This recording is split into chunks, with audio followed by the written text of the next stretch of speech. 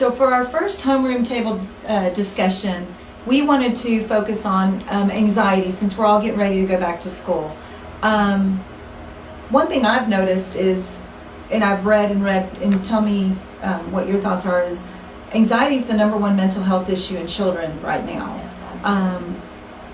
Yes, And I feel it's because our expectations of these kids are so high in sports and education and everything. There's so much pressure now on kids. Yeah, and the expectations in school and in the classroom are going up.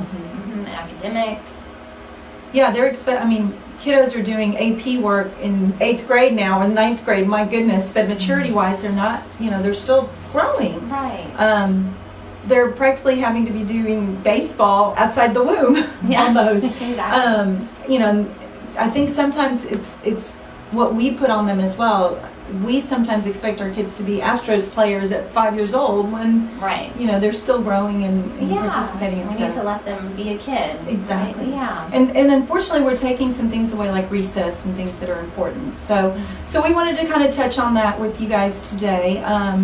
And give you guys just some idea of some things you can do to help for as you prepare for school, which is in just a few weeks. We will be talking on this in more detail, so today we're just going to touch on it. We will have a workshop on Wednesday, August 30th from 11:30 to 1 here at KnILE Center. The workshops are going to be called Let's Break to Educate. So we will do a lunch and learn. We'll have some light snacks, and we hope you'll join us. It's going to be free, but we'll go into detail on this topic. So you want to touch real quick on anxiety? Sure. So I think a big thing about starting the school year is just that, it's a tough transition going from the summer and kind of the freedom of the summer and playtime and the casual routine back into that school routine and all the structure that they need to deal with, and then each year becoming more challenging academically. And so a lot of kids really, really struggle with it, and we see a lot of kids coming into the clinic around this time just with a lot of anxiety and a lot of, we're calling it jitters, back to school jitters, but sometimes it can be pretty severe. And so, and some of those symptoms, what we see for a lot of kids can be some crying before they go to school in the mornings, saying that they don't want to go, complaining.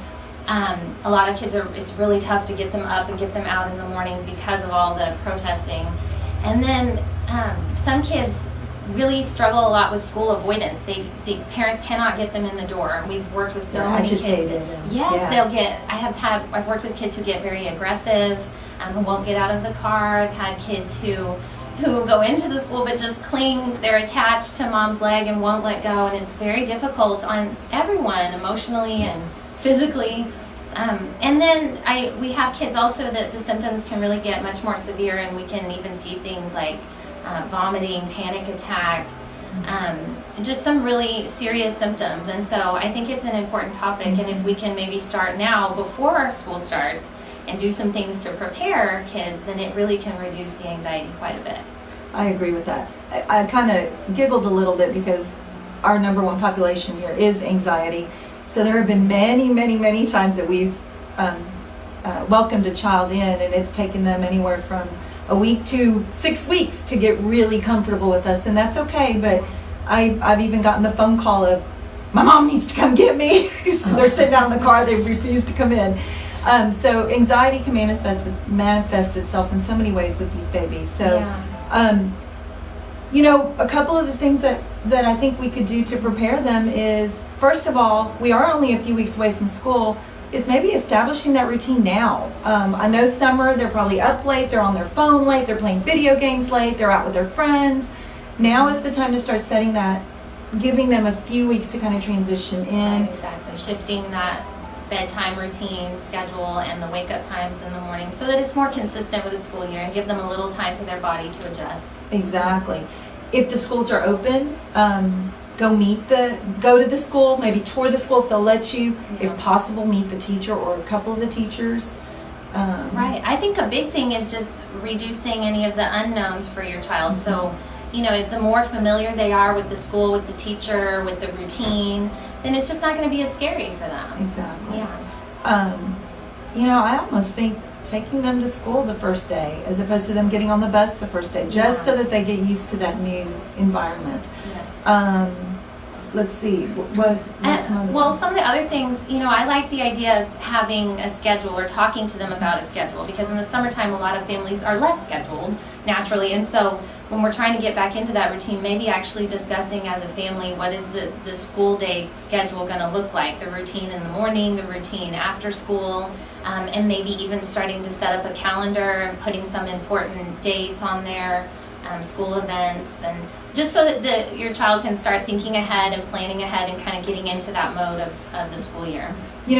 And to add to that, not just the routines and not just the schedules, but the expectations too. Yes. So I don't expect you to make all straight A's as long as you do your best. I expect this. So really, communication, I think, is key Right. with your kiddo, is just, letting them know what you expect, what the schedule. Sit down with them with the calendar and really work through, even if it's month to month. If you don't know what's going to happen in September, at least you know in August what to expect. Yeah, I agree. And as far as the expectations go, parents with anxiety put that anxiety onto their child, right? And we see that all the time. And so I think a big thing as a parent is to make sure you're managing your own anxiety first of all, and trying your best to kind of keep that away from your child. Find other outlets. If you need to seek help yourself for that anxiety, then that's really important. But for them, we have to project confidence and a sense that they can do it, and that this is going to be a fun school year. It's going to be exciting, and just keep things as positive as possible. I agree. I completely agree. And sometimes some of the suggestions we gave for the kid and the kiddo, do it yourself. If you're anxious about the brand new school, you go meet the principal, and you go up to the school, and you go to that coach and meet the coach. And so sometimes you're absolutely right. Your own anxiety. Yeah, it kind of helps you too. And look, we're all moms. We know that leaving your baby, I'm about to deal with that with my son going to college. It is stressful. It makes you anxious. But just know that you're doing your best, and as long as you're there and you love and support your child, that's the best that you can do. So I agree, and I think they follow our lead. And so if we project an idea or a sense that this is going to be great, everything's going to go well, and we show them we have confidence in them, then they're going to carry that with them into the school day. And part of that, it feels like a little bit of tough love, because if you have a child that's clinging to you and that's crying and not wanting to go in, the best thing to do, rather than protecting them and taking them back home, is to give them that little push and just say, you're gonna do just great. fine. This is gonna be so much fun. Here, let me go introduce you to the teacher, and give them that little gentle nudge that they need. I will promise you, from an educator standpoint, it's that first initial push is the hardest. But once they're in school, I promise they tend to do really, really well. It's that anxiety tends to manifest itself in that what's going to happen. Exactly. Anxiety, yes. Once you're in it, it tends to do well. And a lot of times with anxiety, it's kind of that monster that the more you feed it, the worse it gets. So sometimes, you just said it, tough love. You have to kind of sometimes, and it's hard because you don't want to see them cry or get upset. But yeah, and it's okay if you have to go back to the car afterwards and cry a little bit. Yeah, been there, done that. But don't let them see. Yeah, it's just important for them to see that you're confident and you know that it's going to be a good year. Exactly. So, and I think just another part of this is when they do start to show some more severe symptoms, or they're really, really struggling. So if it's been a couple weeks and you're still seeing the school avoidance, the tantrums, the crying, or any other severe symptoms like the panic attacks, vomiting, aggressive behaviors, then of course those are the times that you really need to maybe take the next step and look into having them evaluated, or seeing a therapist that they can work with on coping skills. They can learn things like some breathing strategies that can be really helpful. They can learn some different ways of mental distraction that can kind of get their mind on other things so that it can reduce the anxiety. Kids can also learn some self-talk and how to kind of talk themselves through some of these situations, and the parents can help with that and give them the words to use and ways to coach themselves through the situations. And so, but it can be helpful to have someone else on board if things get pretty severe. On anxiety, really quick, don't you think that it's a bunch of different, there could be different reasons. It could be hereditary, like you have it and your child has it, and it's physiological, but it could be environmental. Yeah, Like absolutely. something may have happened that caused them this, or Right. There could be events that can trigger the anxiety. If there's been a lot of turmoil or changes in the family during that year or that summer, then of course kids are going to be at a higher risk for having some back to school anxiety as well, because it's just another big change to add to the plate. But I think if we can try to work on the things we do have control over, like the environment and helping them feel prepared, if we can work on those things, then that's already going to reduce some of the anxiety. And then what you have left is, things that we can teach coping skills to be able to cope with. And then, like I said, if you need to get help from someone else, from a professional that can really work with you and your child, then that might be necessary. And I will tell you from my experience, and this goes across the board, and you'll hear me say this on other topics too, make sure you go to the expert. You don't go to the dentist about eye issues, and you don't go to your eye doctor about teeth issues. So don't go to your PCP or your GP. Go to them to get recommendations.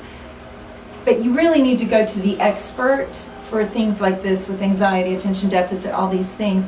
Because I'm not against medication, but I'm not for medication either. So if we can avoid it, if you could do these coping skills and it works great, how awesome is that if we didn't have to medicate our babies? So we need to do only what is necessary, right, and what we know is going to be helpful. So we need to know exactly what's going on.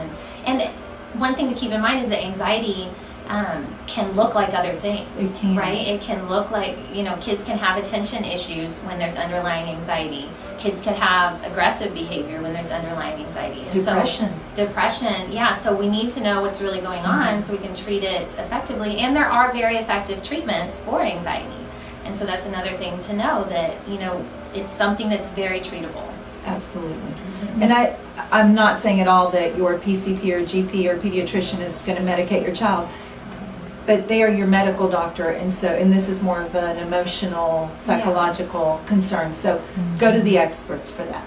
Yeah, So I agree. we hope to see you guys August 30th. Again, it'll be from 11:30 to 1 here at KnILE Center. We will put on the screen the address and the phone number. We're also going to put our contact information if you have any additional questions. And we look forward to starting the series with you guys. See you soon.